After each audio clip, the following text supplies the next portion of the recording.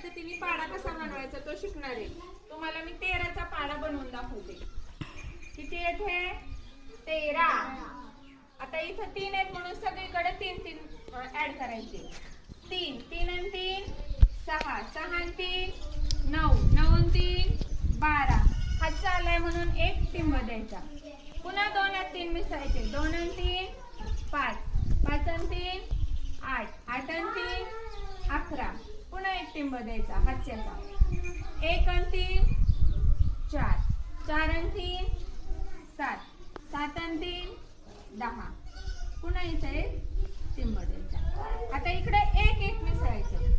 1 आणि 1 2, 2 आणि 1 3, 3 आणि 1 4 आणि टिंबचा एक 5, 5 झाले।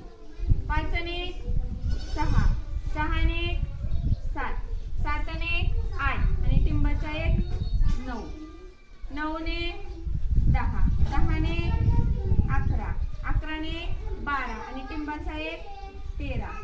झाला 13चा पाढा तयार।